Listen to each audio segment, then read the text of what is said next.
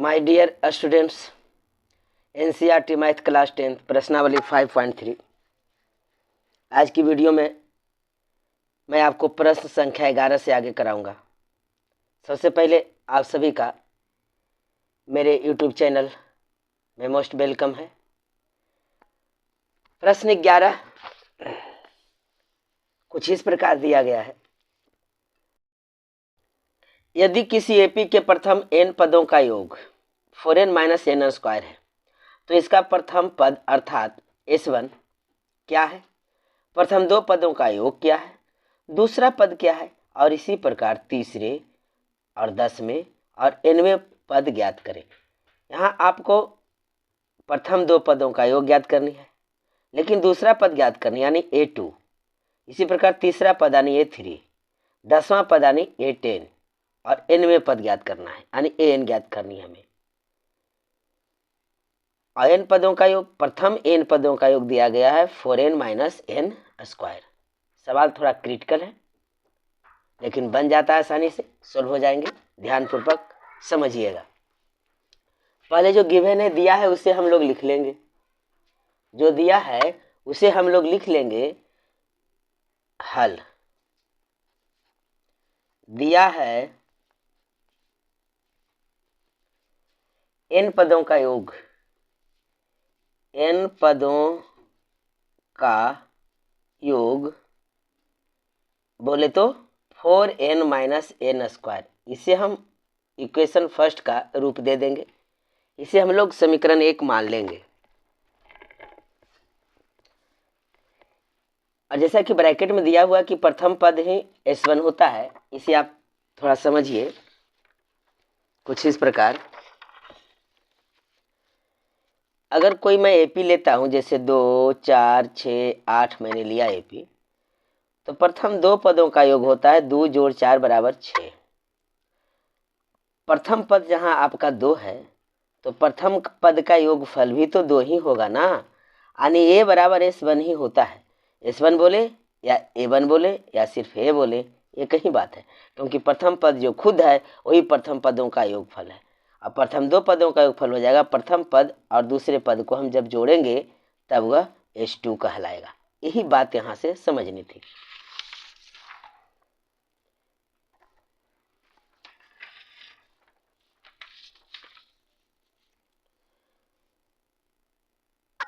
S1 बराबर ही तो प्रथम पद होगी, प्रथम पद। S2 बराबर दो पदों का योग होता है, दो पदों का योग। इसे मैं समझाने के लिए लिख रहा हूं।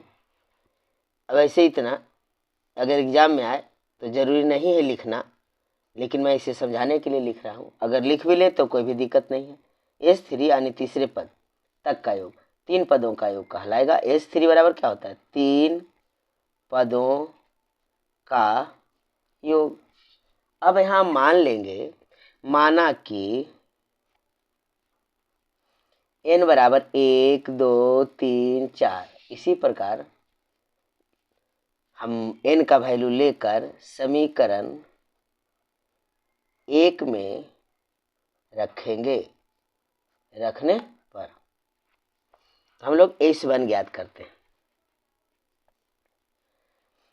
S1 बराबर आपका दिया हुआ है सूत्र क्या, 4n - n²। जो गिवन है आपका क्वेश्चंस में, प्रथम n पदों का योग दिया हुआ है।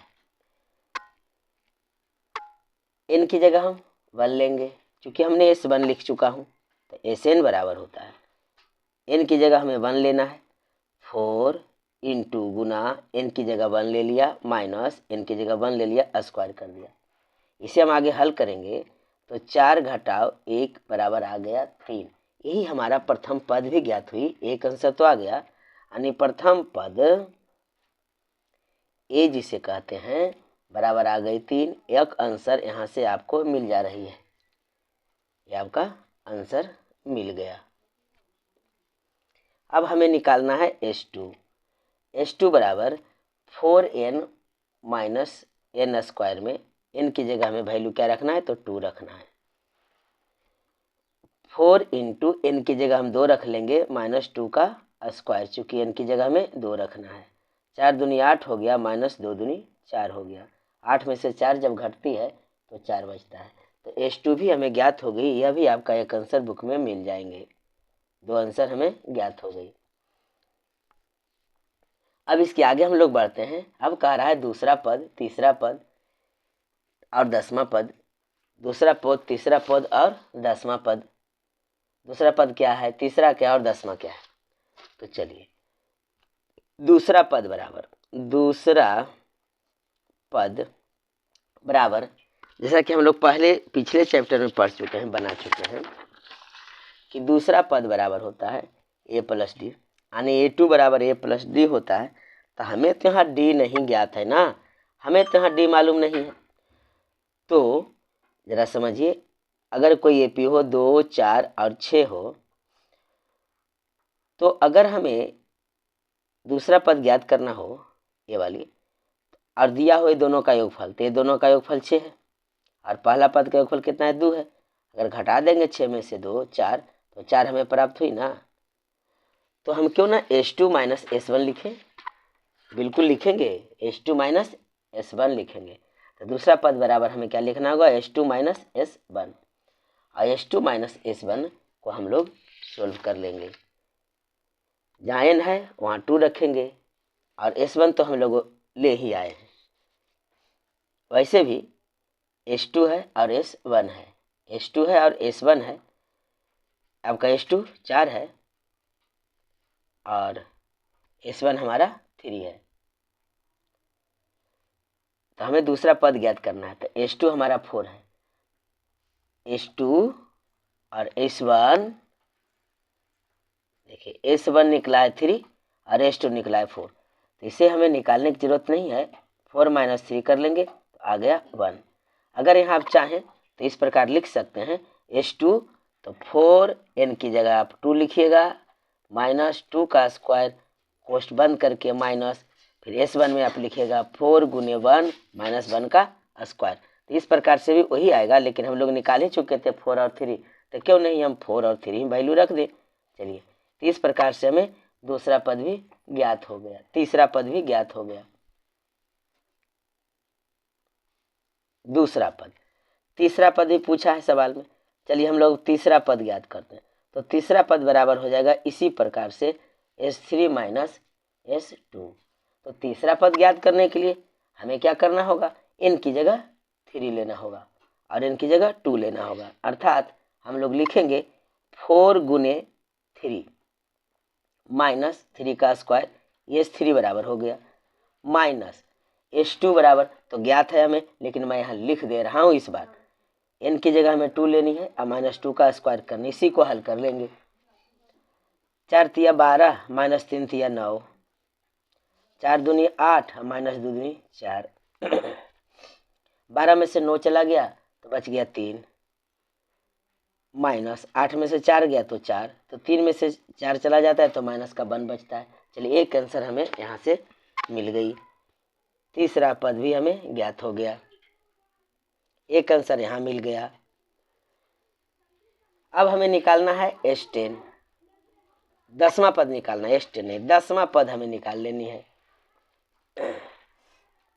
10वां पद, 10वां पद को हम ऐसा भी लिख सकते हैं, A10 भी लिख सकते हैं, यहाँ पर हम A3 भी लिख सकते हैं, दूसरा पद है तो A2 भी लिख सकते हैं।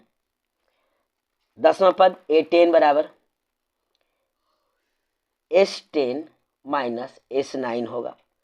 तो इसे हम कुछ इस प्रकार लिख सकते हैं, जो आपका दिया गया था, प्रथम n पदों का योगफल 4n माइनस n स्क्वायर, यही n की जगह हम 10 लिखेंगे और n की जगह हम 9 लिखेंगे। हम n की जगह 10 वैल्यू को रखते हैं, 4 गुने n की जगह हमें 10 रखना है, घटाओ n की जगह में 10 रखना है, 10 का स्क्वायर, हम इसे कर लेंगे बंद, कोष्ठ में a वाली माइनस देंगे। अब हमें n की जगह 9 रखनी है, तो 4, ये वाली 4 इंटू n की जगह 9 माइनस 9 का स्क्वायर। अब इसी को हमें हल कर देनी है, तो आपको A10 यानी 10वां पद आराम से ज्ञात हो जाएगा। 10 चौके 40 माइनस 10 दहें के 100 माइनस 9 चौ 36, 9 चौ 36 माइनस 9 नमा 81, 40 में से 100 गया, 40 में से 100 गया, माइनस 60, माइनस 36 में से 81 गया तो माइनस 45, माइनस 60, माइनस माइनस यहाँ प्लस हो गया, गुना हो करके यहाँ से हो गया 45, और जब 60 में 45 जाएगा, चूँकि निगेटिव रहा है 60, तो हमें बच जाएगी माइनस का 15। एक आंसर और हमें ज्ञात हो गई। 10वां पद A10 भी हमें ज्ञात हो गया, ये भी हमें आंसर मिल जाएगी। अब हमें ज्ञात करना है Nवां पद। Nवां पद हमें ज्ञात कर लेनी है।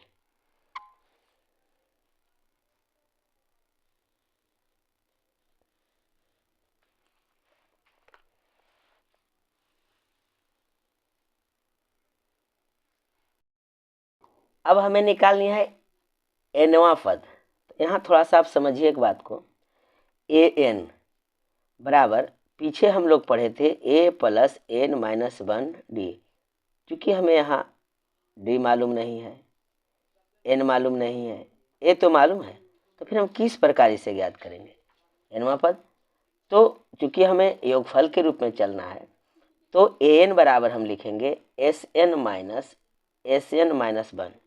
चूँकि ऐसा इसलिए होता है क्योंकि अभी अभी हम लोगों ने देखा कि जब A10 ज्ञात करना था, 10वां पद जब ज्ञात करना था हमें, तो मैंने क्या किया था, S10 में घटा दिया था 10 माइनस 1, तब ने यहाँ 9 लिखे थे। देखिए S10 माइनस S9 लिखे थे, इनकी जगह 10 था, यहाँ n माइनस 1 था, तब तो 9 हुआ था। तो आप इस फॉर्मूले को यहाँ ध्यान में रखिए और इसी फॉर्मूले से हम लोग इस पार्ट को सोल्व करेंगे।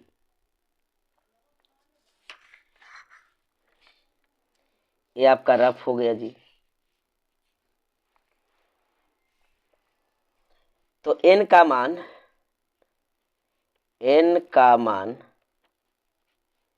n माइनस 1 समीकरण एक ही लिए थे ना, एक ही समीकरण तो है। समीकरण 1 में रखने पर Sn बराबर 4n minus n square, n की जगह हम रखेंगे क्या, n माइनस 1। चलिए, तो Sn माइनस 1 बराबर 4 इंटू n माइनस 1, n की जगह n माइनस 1 रखा मैंने, माइनस n कितना है, n माइनस 1 है, इसका हम लोग होल स्क्वायर कर देंगे, बराबर 4 इंटू n हो गया 4n, 4 माइनस 1 हो गया माइनस का 4, ऐसे हम कोष्ठ में बंद कर लेंगे। a माइनस बी का whole square, a minus B का होल स्क्वायर बराबर a स्क्वायर माइनस 2ab और प्लस b स्क्वायर होता है, जहाँ a n है और b 1 है। इसे हम लोग कोष्ठ को खोलकर सोल्व कर लेंगे। 4n माइनस 4 बाहर निकला माइनस n स्क्वायर, बाहर निकला प्लस 2n, बाहर निकला माइनस का 1। अब यहाँ कुछ और सोल्यूशन निकलेंगे हमें। तो minus n square 4n plus 2n बराबर 6n हो गई, तो 6n माइनस 4 और 1 हो गया 5, अब माइनस हो गया n स्क्वायर। अब हम इसे an बराबर हमें निकालना है Sn माइनस Sn माइनस 1 में रखेंगे। n की जगह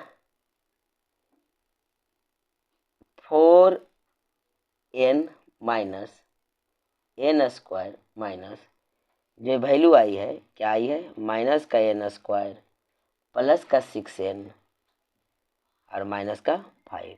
मैंने इसी को उलट पुलट कर लिखा, minus n square plus 6n minus 5। अगर आप इसी चीज़ को लिखें तो भी कोई परेशानी नहीं होगी। क्या होगा, बाद में हम उसे सजाकर हल कर लेंगे। अब हम कोष्ठ को खोलेंगे। 4n माइनस n स्क्वायर बाहर निकला minus minus plus n square, बाहर निकला माइनस 6n, बाहर निकला प्लस 5 हो गई। n स्क्वायर कैंसिल हो गया और 6n में 4n घटेगा तो 2n बचेगा, वो भी माइनस में, -2n और +5। बुक में आपको आंसर के रूप में दे रखा है 5 - 2n, एक ही बात हुई, +5 में है और 2n माइनस में है। यही हमारा आंसर प्राप्त हो गया। इस प्रकार से हम लोगों ने क्वेश्चन नंबर 11 कंप्लीट किया। Next question number 12। क्वेश्चन 12 है, ऐसे प्रथम 40 धन पूर्णांकों का योग ज्ञात कीजिए जो 6 से विभाज्य। बहुत ही सिंपल, बहुत ही आसान सवाल है। 6 से विभाज्य यानी 6 का 6, 6 दूनी 12, 6 तिया 18। इस प्रकार से हमारे एपी बनेंगे, क्योंकि प्रथम है शुरू से, तो फर्स्ट तो यही 6 होगी ना। 6 से नीचे अगर कोई संख्या लेते हैं 5, 4, 3 तो 6 से कटेगा नहीं। 7, 8, 9, 10, 11 कटेगा नहीं, फिर 12 मिलेगा, तो 6 दूनी 12, 6 तिया 18। तो हम अब सॉल्यूशन करते हैं, हल करते हैं। 6 से विभाज्य है तो हमारा एक एपी बन रहा है 6, 6 दूनी 12, 6 तिया 18, 6 चौके 24। इस बात को समझ लीजिए, नहीं तो फिर सोचिएगा कि 6, 12, 18, 24 लिखा कैसे गया। तो चूंकि 6 का विभाज्य है वो संख्या, कोई और संख्या नहीं, 6 के सारे गुणज हैं। अब यहाँ से हम लिख लेंगे a बराबर 6 है और d बराबर होता है a2 - a। तो a2 हमारा 12 है, तो 12 में से 6 घट जाएगी तो 6 आ गया। तो d का वैल्यू 6, a का वैल्यू 6। नंबर ऑफ 40 धन पूर्णांक है, तो n बराबर हमें गिवन है 40, हमें निकालना है an बराबर, लास्ट पदों का संख्या अंक निकालेंगे तब ना। n बराबर गिवन है, a बराबर गिवन है और d बराबर आ ही गया।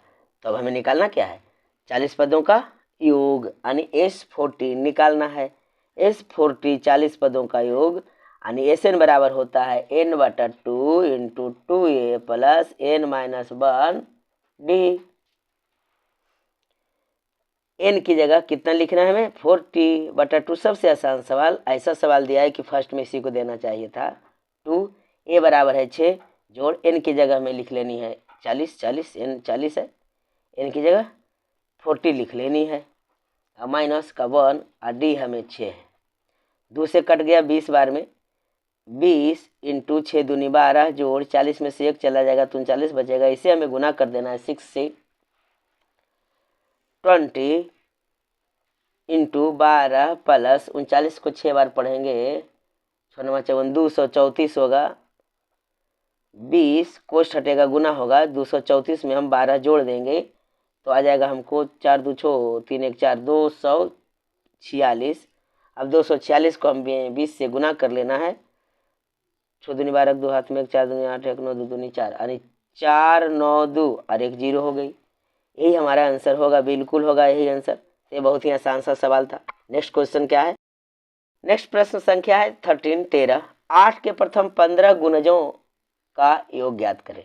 8 के प्रथम 15 गुणजों का योग ज्ञात करें। थोड़ा सा उससे डिफरेंस है, लेकिन 12 13 में कोई ज़्यादा फर्क नहीं है। तो यहाँ से 8 के प्रथम 15 गुणज यानी 8 के पहाड़ा पढ़ते चले जाएंगे। तो हम लोग पढ़े हैं 8 का 8 8 दूनी 16 यानी 8 10 80 तक। 8 का को 11 बार नहीं पढ़े, 8 का को 12 बार नहीं पढ़े, 8 का को 13 बार नहीं पढ़े, लेकिन यहाँ हम 8 का को 15 का बार तक पढ़ेंगे, तब हो जाएगा उसके गुणज। तो हमें एपी ज्ञात होगी क्या, सॉल्यूशन कर लेते हैं यहाँ से। हमें एपी होगी 8 का 8 8 दूनी 16 8 तिया 24 8 चौके 32 8 5 40 8 6 48 15 8 20 से यानी लास्ट पद होगा 120। 15 8 20 से अब बीच में सारे और पद होंगे जो 8 से विभाजित होंगे। तो गिवन है हमारा a बराबर 8 है और d हम ज्ञात कर लेंगे a2 - a अर्थात 16 - 8 बराबर 8 हो गया d बराबर, और an बराबर है हमारा 120। लेकिन यहाँ n नहीं हमें पता है कि 8 से लेकर के 120 के बीच 8 से कटने वाले जो संख्याएं हैं वो कुल कितनी संख्याएं हैं, कितने टर्म हैं अर्थात कितने पद हैं, ये हमें नहीं ज्ञात है। तो उसे हम ज्ञात कर लेंगे, परंतु 15 का गुणज, 15 का गुणजों का योग है। 8 के प्रथम 15 गुणजों का योग है, तो n बराबर भी यहाँ 15 हमें ज्ञात है। हमें an से यहाँ मतलब रह ही नहीं गया, an से मतलब ही नहीं रह गया। थोड़ा सा लॉजिक सोच लीजिए, इससे हमें मतलब ही नहीं रह गया, 15 गुणज बोला गया है, अर्थात इसे इस प्रकार समझिए, प्रथम है तो 8 का 8, 8 गुने 2, 8 गुने 3, 8 गुने 4, इसी प्रकार हम करेंगे 8 गुने 15 तक। काउंट कीजिए 1 2 3 4 5 6 7 8 9 10 11 12 13 14 15, यानी एन बराबर कितनी संख्या आ गई हमें 15। तो एन बराबर 15। अगर यहाँ से आपको ना समझ में आ रहा है कि एन बराबर 15 हुई कैसे, तो एन पर हम एन निकाल सकते हैं। एन बराबर ए प्लस एन माइनस 1 डी से हम निकाल सकते हैं एन, आपको 15 आएगी, चूँकि ए एन है 120, यानी इस फॉर्मूले पे यहाँ देख लीजिए ए एन बराबर ए प्लस एन माइनस 1 डी से हम ज्ञात कर सकते हैं, जहाँ ए एन की जगह हम 120 लिखेंगे। अब बराबर ए हमारा है 8 प्लस एन तो ज्ञात ही करना है -1, और डी हमारा कितना आ गया था, तो 8 आ गया था, डी 8। अगर इसको हल करके निकालेंगे तो भी हमें 15 प्राप्त होगी। तो एन बराबर 15 हो गया, तो हमें एस एन निकाल लेना है। एस एन बराबर होता है एन बटा 2 into 2a plus N minus 1 का डी, एस 15, चूँकि कुल 15 गुणज हैं, तो एस 15 बराबर हो जाएगा एन की जगह 15 बटा 2a, और ये हमारा है कितना, तो 8 जोड़ कोष्ठ बंद, एन की जगह में 15 देना है -1, और डी हम लोगों ने याद कर लिया है कितना, तो 8। डी भी 8 है, ए भी 8 है। अब हम लोग इसे सोल्व करेंगे। एस 15 बराबर हो जाएगा 15 बटा 2 कोष्ठ 8 दूनी 16 जोड़ 15 में से 1 चला जाएगा 14 होगा, गुने हो गया 8।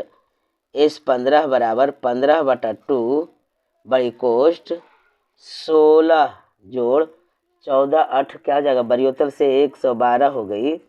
तो एस 15 बराबर 15 बटा 2 गुने 16 112 जब जोड़ लेते हैं तो आ जाता है 128, 2 से डिवाइड हो जाएगा, 2 छक 12 2 चौके 8, यानी एस 15 बराबर हो गई 64 को हम लोग 15 से गुना कर लेंगे तो 5 चौके 20, 6 4 10 96 960, यही हमारा 15 गुणजों का योगफल प्राप्त हुआ, जो कि आंसर मिलेंगे।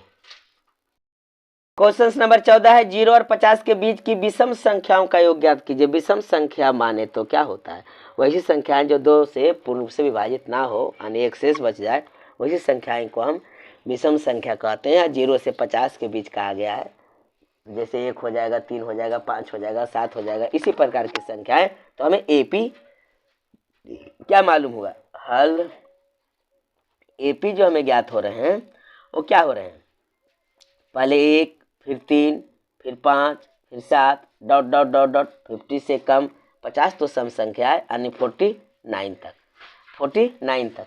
तो यहाँ से हमें क्या क्या मिल गया, ए बराबर मिल गया 1, और डी बराबर हमें 3 - 1 यानी A2 - A बराबर हो गई 2, और जो 49 है वो लास्ट पद है, तो अंतिम पद को हम एन से सूचित करते हैं। तो एन बराबर हो गया 49, एन बराबर हो गया 49। तो यहाँ से नंबर ऑफ टर्म्स जो होंगे, जो पदों की संख्या होगी, वो हमें ज्ञात हो जाएगा। तो ए एन बराबर होता है ए प्लस एन माइनस 1 का डी। एन हमें 49 गिवन है, ए हमारा 1 है, एन ही तो ज्ञात करना है जी, तो डी है हमारा कितना, तो 2। 49 बराबर 1 प्लस 2 को n बार पढ़ेंगे 2n, 2 को -1 बार पढ़ेंगे तो माइनस का 2। 49 बराबर 2 में से 1 चला जाएगा तो -1 आ जोड़ 2n, -1 लेफ्ट साइड ले आए तो 49 + 1 हो गया बराबर का 2n। 49 + 1 बराबर हो जाता है आपको 50 बराबर 2n, यानी n बराबर हो जाएगा 50 बटा 2 यानी 25। n बराबर हमें 25 आ गई, तो अब एस एन फॉर्मूला पर हम लोग कुल 25 पदों का योगफल आराम से ज्ञात कर लेंगे। तो एस एन बराबर होता है n बटा 2 into 2a plus n minus 1 का d। एस 25 हमें ज्ञात करनी है, n की जगह 25 लिखना है बटा 2। 2a है हमारा 1 प्लस n की जगह है 25 - 1, और d है हमारा 2। d हमारा कितना था, 2 था। चलिए इसी को हम लोग हल करेंगे, सोल्यूशन निकालते हैं। तो एस 25 हो जाएंगे 25 बटा 2, 2 एक बार पढ़ दिए 2 हो गया जोड़, 25 में से 1 चला गया तो हो गया 24, इससे गुना हमें कर लेनी है, 2 से 24 दूनी 48, यानी 25 बटा 2 2 जोड़ 24 दूनी 48, यानी 25 बटा 2 गुने 48 में 2 जोड़ देंगे तो 50 हो गया, जब 2 से इससे कैंसिल करेंगे तो 25 बार में कट जाएगा। तो S25 जो हमें प्राप्त हो रही है वो हो रही है 25 गुने 25 हो जाता है 625। यही हमारा आंसर होगा कि 25 पदों का योगफल आ गया 625। इस प्रकार इस वीडियो में हमने आपको प्रश्न संख्या 14 तक सॉल्यूशन करवाया। नेक्स्ट वीडियो में हम लोग 15 से आगे बढ़ेंगे। जय हिंद, जय भारत।